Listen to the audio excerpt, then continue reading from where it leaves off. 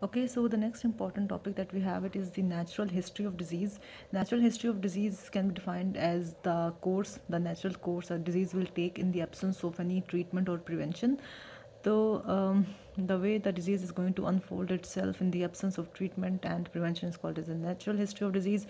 And the natural history of disease includes a complex interaction between host agent causative agent and environment, ठीक है। और जब एक host causative agent और environmental factors एक साथ प्रेजेंट होंगे eight the same time eight the same place, तब कोई भी डिजीज़ प्रोग्रेस करेगी।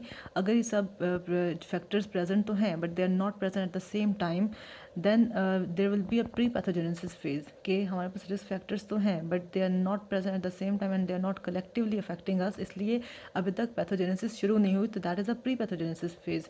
तो this is a period preliminary to the onset of disease.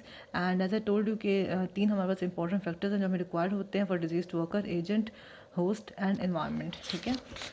अच्छा, फिर कहा गया कि in the absence of any one of them the disease will not occur, और इसको हम कहते हैं एपिडेमियोलॉजिकल ट्रायड या इकोलॉजिकल ट्रायड।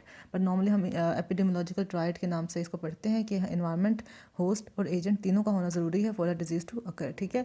और प्री पैथोजेनेसिस फेज में ये होता है कि man is not involve but he is expose to the risk of the disease.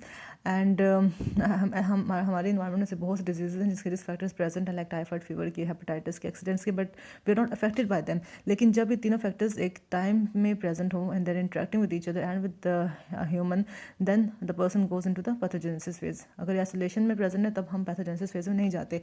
और पैथोजेनेसिस फेज में क्या होता है, this phase begins with the when the entry of disease agent occurs into the susceptible human host, ठीक है। जब disease agent human host में enter होगा तो फिर हमारे पास अंदर पैथोजेनेसिस शुरू हो जाएगी।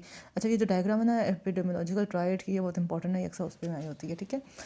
अच्छा, फिर हम एक इंक्यूबेशन पीरियड को भी देख लेते हैं। It is the time interval और simply the period of time between the entry of disease agent into the host and the appearance of signs and symptoms into the host, ठीक है।